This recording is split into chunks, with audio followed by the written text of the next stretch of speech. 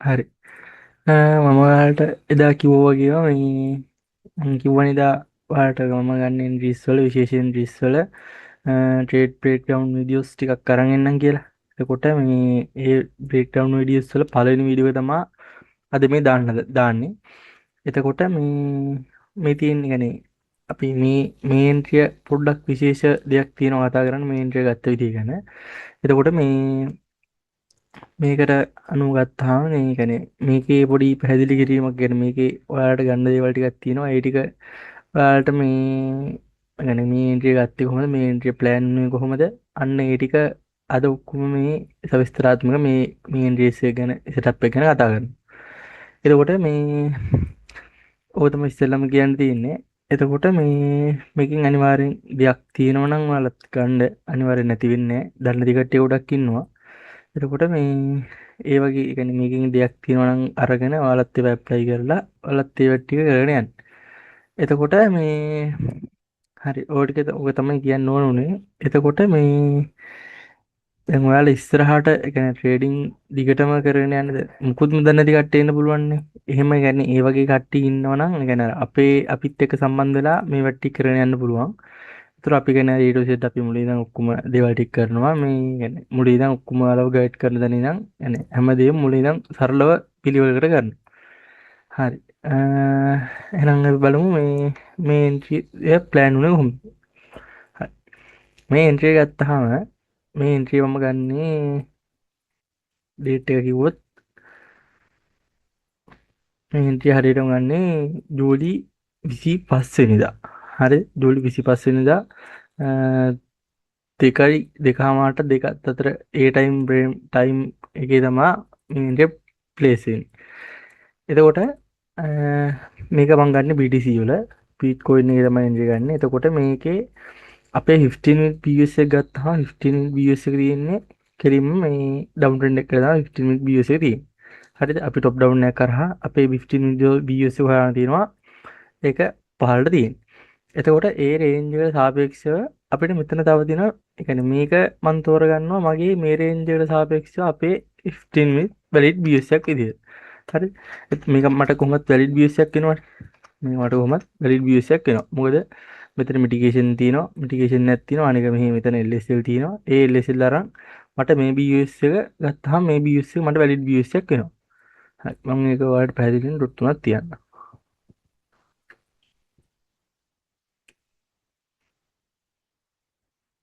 හරි. ඔන්න මෙන්න මේ BUS එක තමයි ඒකට මගේ මේ රේන්ජ් එකට සාපේක්ෂව තියෙන valid BUS එකක් වෙන්නේ. ඒතකොට මම දැන් ට්‍රේඩ් කරන්නේ ওই BUS වලට සාපේක්ෂව. ඒ කියන්නේ මේ BUS එකේ තියෙන පැත්තට අනුව තමයි මම දැන් ඒ කියන්නේ පැත්තට අනුව කියන්නේ මේ BUS වලට සාපේක්ෂව තමයි මම දැන් ට්‍රේඩ් එක ගහන්නේ. ඒතකොට මේක මට valid BUS එකක් වෙනවනේ. එතකොට හරි මේ valid BUS එකක් වෙනවා. ඒකේ තියෙනවා මට ගන්න මම මේ ගත්තේ A1 හවුල වගේ.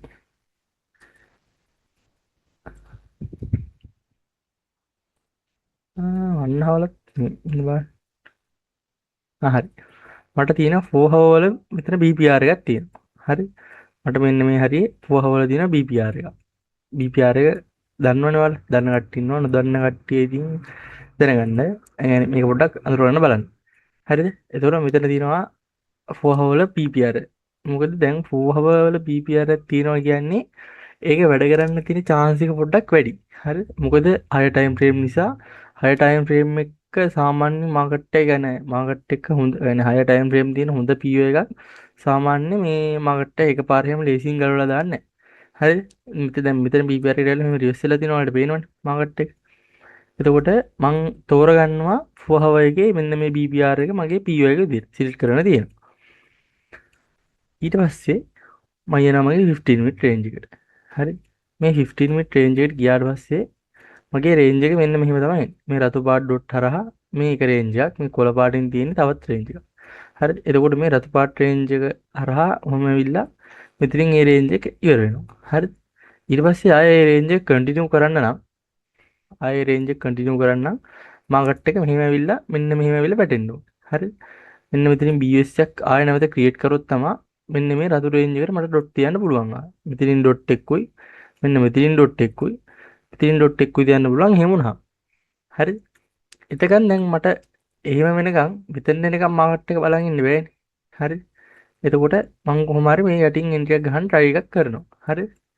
එතකොට මම මේකේ පොඩි පොඩි දේවල් ටිකක් දකිනවා. දැන් මෙතන මට හරියට 15 මිනිත් එක බලුවම හරියට BUS එකක් නෑ ගන්න. ඇත්තට මේ තියෙන්නේ 15 මිනිත් BUS නෙවෙයි. එන 15 මිනිත් එකේ වැඩි BUS එකක් නෑ. මොකද 15 මිනිත් එකේ අවසාන BUS එක තියෙන්නේ මෙතන. හරි. ඕක උතන තිබ්බට උඩ අපි මේ රේන්ජ් එකේ BUS එක හැටියට අපි තෝරගෙන තියෙන්නේ මෙතන තියෙන BUS එක. හරි. එතකොට ඔහොම ගත්තාම දැන් මෙතන මුකුත් අපිට BUS එකක්වත් මුකුත් නැහැ. හරි. මේ 15 මිනිත්නේ. මම පොඩ්ඩක් ගිහිල්ලා බැලුවා 3 මිනිත් වලට. ඒ 3 මිනිත් වලට යනකොට මට පේනවා මෙන්න මෙතන වැලිඩ් PUS එකක් 3 මිනිත් රේන්ජ් එකට සාපේක්ෂව තියෙනවා. හරි. මෙහෙම එනවා. ඇවිල්ලා මේ මෙතන තව පොඩි views ටිකක් තියෙනවා. මගේ setup වෙනකොට මම අර මට ඕන දේවල් ටික විතරයි මම මාක් කරගන්නේ. එතකොට මේ මෙන්න මෙහෙම තියෙනවා. මෙතන මෙහෙම වැලිඩ් BS එකක් මට පේනවා. හරිද? ඒ පෙනිලා හරි මට වැලිඩ් BS එකක් පේනවා. ඒ පෙවුනට පස්සේ මෙන්න මෙතන දැන් මට මේක වැලිඩ් BS එකක් වෙනවනේ. ඊට පස්සේ මෙන්න මෙතනින් මිටිගේෂන් එකකුත් එනවා. හරි? මම දැන් මේ BS එක තුලින් මට PU එක සිලෙක්ට් කරගන්න මම හදන්නේ. ඒතකොට මට මේ PU එක හරහා මෙතන මිටිගේෂන් එකක් එනවා. ඒතකොට මට අවසාන ඉතුරු වෙන PO එක තමයි මේක. හරි. ඒ PO එකෙන් ඒ PO එක තියෙනවා. ඒතකොට ඒ PO එක මම සිලෙක්ට් කරගන්න. ඊට පස්සේ මට මෙතන තියෙනවා ලික්විඩිටිය. හරි. මෙන්න මේ කඩේරින් දාලා තියෙන X කියලා දාලා තියෙන්නේ මේ මගේ ලික්විඩිටිය. මම මේක ගත්තට පස්සේ තමයි මගේ එන්ට්‍රි ප්ලේස් කරනවා නම් ප්ලේස් කරන්නේ. මොකද මේක ගන්න කලින් මම මෙහින් එන්ට්‍රි ගහන්න යන්නේ නැහැ.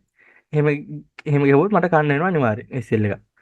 ඒ නිසා මම දන්නවා අනිවාර්යෙන් මට මෙතන අදාළව මට අදාළව ලික්විඩිටියක් තියෙනවා. මෙතන ඉන්ඩියුස්මන්ට් එකක් තියෙනවා.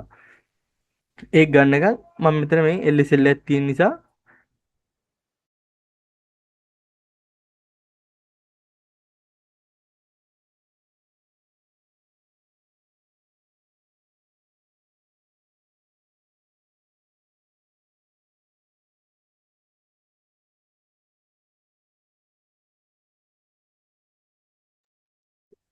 මට අදාළ මෙතන LSL එකක් තියෙන නිසා මම මේක ගන්න එක ඉඳලා තමයි මගේ එන්ට්‍රි ප්ලේස් කරන්නේ මෙතන. එතකොට මම මේ එන්න මෙහි මාකට් එක එනවා. ඇවිල්ලා එයා මේ පළවෙනියට මේ ලික්විඩිටි ගන්න. හරිද? මේ ලික්විඩිටි අරගෙන ඊට පස්සේ එයා මගේ PO එක වෙල වදිනවා. මම මෙතන කෙලින්ම ගහන්නේ ඩිරෙක්ට් එන්ට්‍රි එක. හරිද? මොකද මේ ඩිරෙක්ට් එන්ට්‍රි ගහන්න හේතුව තමයි මෙතන යන්නේ 3 මිනිත් මෙතන යන්නේ තනිකර 3 මිනිත් රේන්ජ් එක. එතකොට 3 මිනිත් රේන්ජ් සාමාන්‍ය අපි 15 මිනිත් එකේ PO එක මාක් කරලා අපි කන්ෆර්මේෂන් බලන 3 මිනිත් වලනේ. හරිද? එතකොට 3 මිනිත් එකේ මම මේ ඉන්න නිසා මම ඒක ඩිලීට් ගහන්න තියෙන කරා. මොකද මේ හැබැයි මේ ඩිරෙක්ට් එන්ට්‍රි ගහන්න නිකන් ඔහේ ගහනවට මේ 3 මිනිත් හරි රේන්ජ් එක සමානයි. එහෙම කියලා ගහන එකක් නෙමෙයි. මට ඒකට වෙන වෙන හේතු ටිකක් තිබ්බා. තව පොඩි පොඩි හේතු ටිකක් තිබ්බා BIOS එක බලලා. එහෙම පොඩි පොඩි තව පොඩි අපිට මේකට මේ කන්ෆර්මේෂන් ටිකක් තිබ්බා. ඒ කන්ෆර්මේෂන් මත තමයි මම මේ එන්ට්‍රි මෙතනින් ප්ලේස් කරන්නේ. ඩිරෙක්ට් එන්ට්‍රි එකක් විදිහට. ඒතර මම මේක ගහනවා 1-3R එකක්. මගේ කියන්නේ මගේ උපරිම TP ලෙවල් එක මට තියන්න පුළුවන් මේ ලෙවල් එකේ. හරිද? මේක කියන ලෙවල් එකයි මේ දෙක කියන ලෙවල් එකයි දෙකේම මට තියන්න පුළුවන්. මම එච්චර දුර තියන්නේ මම R එක මේන්ටේන් කරන හින්දා මම මගේ TP ලෙවල් එක මම මෙතනින් තියෙනවා. يعني මේ TP ලෙවල් එක මම 1-3R එකකින් මම ගැලවෙනවා. 1-3R එකකින් මම ගැලවෙනවා. ඊට පස්සේ ට්‍රේඩ් එක රන් වෙලා ට්‍රේඩ් එක ක්ලෝස් වෙනවා. ඒ ක්ලෝස් වෙලා කොහොම හරි අවසානට මගේ අර ලෙවල් එකක් ගන්නවා. ඒ ලෙවල් එකත් තරන්නේ දැන් මාකට් එක උඩහට යන ගමන් තියෙන්නේ.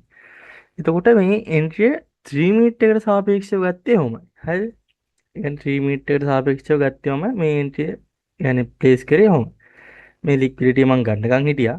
මගේ අදාළ PO එකට ආවා. එතනින් මම එන්ට්‍රිය එක ඩිරෙක්ට්ම ගහුවා. ගහන්න මට හේතු තිබ්බ නිසා. මොකද ඒක ලස්සනට වැඩ කරලා තියෙනවා. හරි. හිතන්නකෝ දැන් කවුරු හරි 3 මිනිත් AC ඒක දන්නේ නැති කවුරු හරි කියලා හිතන්නකෝ. හරි. ඒත් මෙතනින් ගන්න අපිට එන්ට්‍රිය ඒ විදිහටම තියෙනවා. ඒ ගන්න එන්ට්‍රිය ඒ විදිහටම ගන්න විදිහ තමයි දැන් අපිට පේනවා මෙතන අපි දන්නවා V shape recovery කියලා එකක් තියෙනවා. හරි.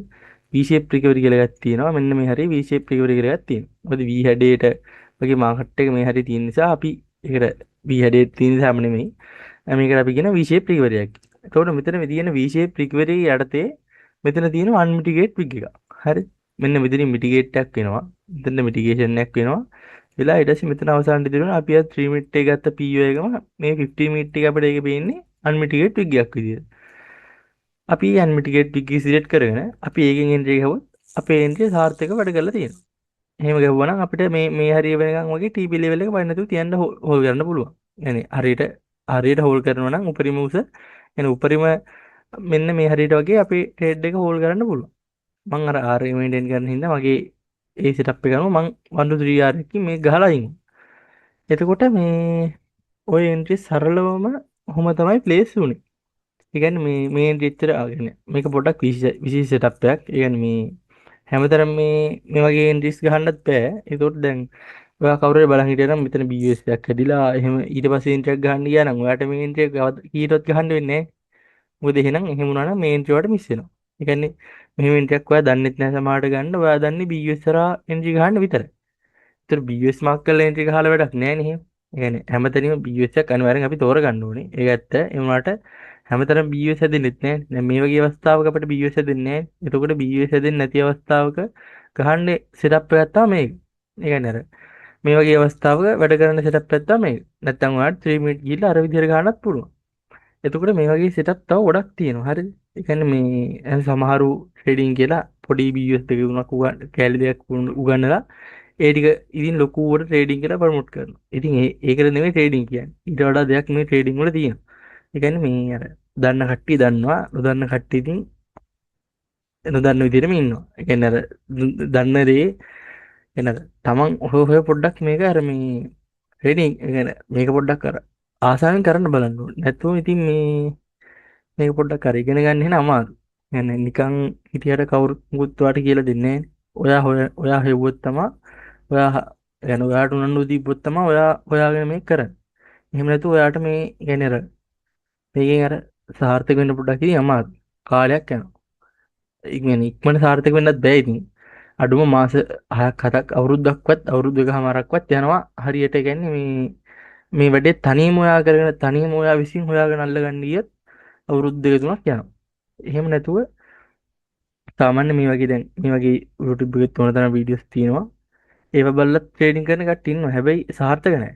ඒ කියන්නේ අර හරිම දේ හොයා ගන්න ඕනේ. හරි. ඒ කියන්නේ මම වැඩි කතා කරන්න යන්නේ නැහැ. එතකොට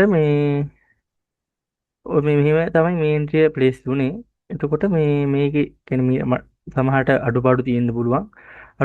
කියන්නේ අර එහෙම කවුරු හරි අඩුපාඩු දකින්නවා නම් يعني අර බැන කමෙන්ට් දාන්න නැතුව එහෙම අඩුපාඩුවක් තියෙනවා කියලා යටින් කමෙන්ට් එකක් දාන්න. ඒතකොට මට ඒක හදාගෙන ඊළඟ වීඩියෝ එකෙන් නම් ඔයාලට ගේන්න පුළුවන්. يعني දන්නේ නැති කට්ටිය ගොඩක් ඉන්නවනේ. දන්න කට්ටිය හිටියට. يعني දන්නේ නැති කට්ටියට උදව්වක් වෙන්න තමයි මම මේක කරන්නේ. නැතුව ඉතින් අර මට කිසිම ඕනක් නෑ මට පාඩු ට්‍රේඩින් කරන්න ඉන්න පුළුවන්. අර තවන්න නැති කෙනෙක්ට ඉල්ලා තිබ්බ නිසා අර උදව්වක් විදියට තමයි මම මේ වැඩේ කරන්නේ. එතකොට මේ ඔයාලා මේකෙන් දෙයක් තියෙනවා නම් ගන්න අනිවාර්යෙන් අරගෙන මේ ඉස්සරහට ඔයාලගේ ට්‍රේඩින් ලයිෆ් එක සක්සස් කරගන්න. හරි. එහෙනම් හරි. ඒ ටික තමයි කියන්න තියෙන්නේ. හරි. හැමෝටම එහෙනම් ගුඩ් බයි.